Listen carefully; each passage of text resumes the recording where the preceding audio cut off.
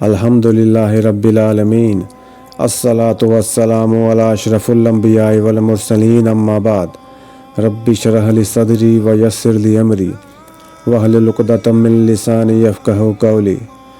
تو دوستو، اپنے دینی معلومات چینل میں آپ سب لوگوں کو میں خوش آمدید کہتا ہوں اور امید کرتا ہوں کہ اللہ تعالیٰ کے فضل سے آپ سب لوگ بھی خیر و عافیت سے ہوں گے۔ جیسے اس ویڈیو کے تھمبنیل کو دیکھ کے آپ کو اندازہ ہو چکا ہوگا کہ یہ ویڈیو عید کی نماز کے بارے میں ہے۔ تو اگر ابھی تک آپ نے میرے چینل کو لائک اور سبسکرائب نہیں کیا تو میرے چینل کو لائک اور سبسکرائب کر دیں اور بیل آئیکن کو بھی لازمی پریس کر دیں تاکہ میری ہر آنے والی ویڈیو سب سے پہلے آپ کو دیکھنے کو ملتی رہے۔ تو چلو دوستو، اگر آپ نے میرے چینل کو لائک اور سبسکرائب کر دیا ہے تو شروع کرتے ہیں آج کی اس ویڈیو کو۔ دنیا کے تمام انسان مختلف مذاہب سے وابستہ ہیں۔ اس کائنات میں پائے جانے والے تمام مذاہب میں سے سب سے بڑا مذہب اسلام ہے۔ دین اسلام نے زندگی کے ہر شعبے کی طرح خوشی اور غم کے موقع پر بھی اپنے ماننے والوں کی رہنمائی فرمائی ہے۔ ہر مذہب میں خوشی کا محسوس دن اور تہوار ہوتا ہے۔ مذہب اسلام میں دو بڑے خوشی کے تہوار آتے ہیں جنہیں عید الفطر اور عید الاضحیٰ کہا جاتا ہے۔ ان دونوں دنوں میں مسلمان اپنے رب کریم کا مہمان ہوتا ہے، جب بھی ان دونوں کا روزہ رکھنا بھی جائز نہیں۔ صدقہ فطر کی اہمیت۔ صدقہ فطر کی اہمیت اس قدر زیادہ ہے کہ نبی اکرم صلی اللہ علیہ وآلہ وسلم کی حدیث ہے کہ عید الفطر سے قبل پیدا ہونے والے ایک دن کے بچے کا فطرانہ بھی ادا کرنا لازم ہے۔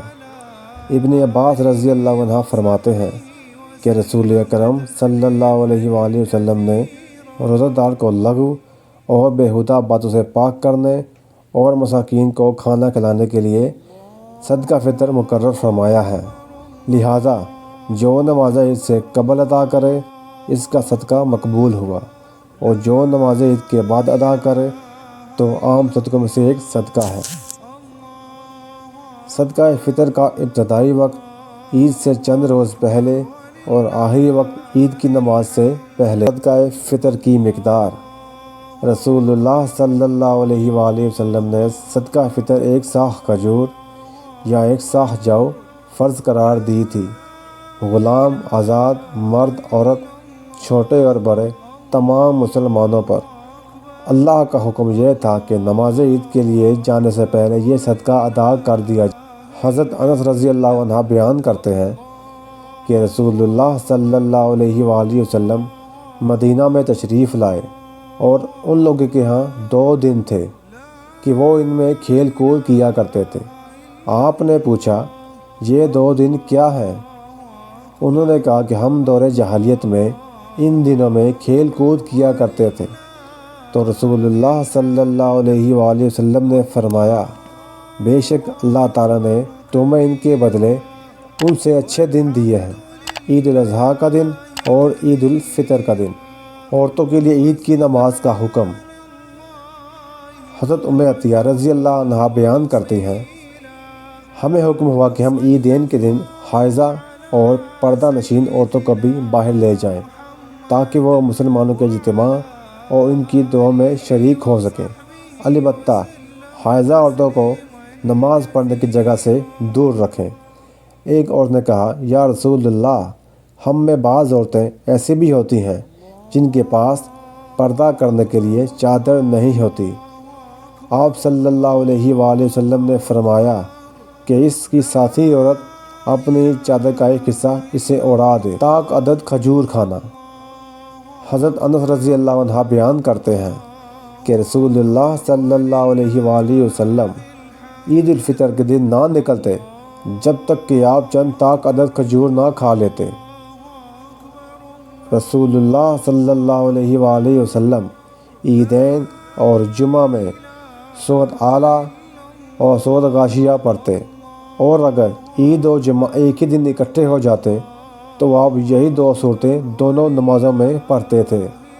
صدقہ اور وعظ و نصیحت۔ رسول اللہ صلی اللہ علیہ وآلہ وسلم عید الفطر کے دن نکلے تو آپ نے 2 رکعت پڑھی، نہ اس سے پہلے کوئی نماز پڑھی اور نہ اس کے بعد۔ پھر عورتوں کے پاس تشریف لائے اور آپ کے ساتھ حضرت بلال رضی اللہ عنہ بھی تھے۔ آپ نے انہیں صدقہ کا حکم دیا تو عورتیں اپنی بالیاں اور اپنے ہار حضرت بلال کے کپڑے میں نکال کر ڈالنے لگیں۔ نبی کریم صلی اللہ علیہ وآلہ وسلم ایام عید الفطر اور عید الاضحیٰ کے دن مدینہ کے باہر عیدگاہ تشریف لے جاتے تو سب سے پہلے آپ نماز پڑھاتے۔ نماز سے فارغ ہو کر آپ لوگوں کے سامنے کھڑے ہوتے، تمام لوگ اپنی صفوں میں بیٹھے رہتے، آپ انہیں واضح و نصیحت فرماتے، اچھی باتوں کا حکم دیتے۔ نماز عید کی تکبیریں۔ رسول اللہ صلی اللہ علیہ وآلہ وسلم عید الفطر اور عید الاضحیٰ کی پہلی رکعت میں 7 تکبیریں اور دوسری رکعت میں 5 تکبیریں کہتے تھے۔ راستہ بدل کر چلنا۔ نبی کریم صلی اللہ علیہ وآلہ وسلم عید کے دن ایک راستے سے جاتے پھر دوسرے راستے سے بدل کر آتے۔ شوال کے 6 روزے۔ رسول اللہ صلی اللہ علیہ وآلہ وسلم بیان کرتے ہیں، جس نے رمضان کے روزے رکھے پھر شوال کے 6 روزے رکھے، گویا اس نے سارے سال کے روزے رکھے۔ رسول اللہ صلی اللہ علیہ وآلہ وسلم کے آزاد کردہ غلام حضرت ثوبان رضی اللہ عنہ سے روایت ہے، رسول اللہ صلی اللہ علیہ وآلہ وسلم نے فرمایا، جس شخص نے عید الفطر کے بعد 6 روزے رکھے اس کے پورے سال کے روزے ہو گئے۔ جو شخص نیکی کرے اس کے لیے اس کا 10 گنا ثواب ہے۔ فرض نمازوں کی کمی نفل نمازوں سے۔ انس بن حکیم رضی اللہ عنہ سے مروی ہے، کہا کہ وہ زیاد یا ابن زیاد کے خوف سے مدینہ آ گیا اور یہاں حضرت ابو ہریرہ رضی اللہ عنہ سے ملاقات ہو گئی۔ انہوں نے مجھ سے میرا نسب معلوم کیا تو میں نے انہیں بتا دیا۔ پھر انہوں نے فرمایا، اے جوان، کیا میں تمہیں ایک حدیث نہ سناؤں؟ میں نے کہا، کیوں نہیں، اللہ آپ پر رحم فرمائے۔ انہوں نے نبی کریم صلی اللہ علیہ وسلم سے بیان کیا کہ آپ نے فرمایا، قیامت کے روز لوگوں کے اعمال میں سے جس عمل کا سب سے پہلے حساب ہوگا وہ ان کی نماز ہوگی۔ ہمارا رب فرشتوں سے فرمائے گا، حالانکہ وہ پہلے ہی خوب جاننے والا ہے، میرے بندے کی نماز دیکھو، کیا اس نے اس کو پورا کیا یا اس میں کوئی کمی ہے؟ چنانچہ وہ اگر کامل ہوئی تو پوری کی پوری لکھ دی جائے گی، اور اگر اس میں کوئی کمی ہوئی تو فرمائے گا، دیکھو کیا میرے بندے کے کچھ نوافل بھی ہیں؟ اگر نفل ہوئے تو وہ فرمائے گا، میرے بندے کے فرضوں کو اس کے نفلوں سے پورا کر دو، پھر اسی انداز سے دیگر اعمال لیے جائیں گے۔ ہمارا رب فرشتوں سے فرمائے گا، حالانکہ وہ پہلے ہی خوب جاننے والا ہے، میرے بندے کی نماز دیکھو، کیا اس نے اس کو پورا کیا یا اس میں کوئی کمی ہے؟ چنانچہ وہ اگر کامل ہوئی تو پوری کی پوری لکھ دی جائے گی، اور اگر اس میں کوئی کمی ہوئی تو فرمائے گا، دیکھو کیا میرے بندے کے کچھ نوافل بھی ہیں؟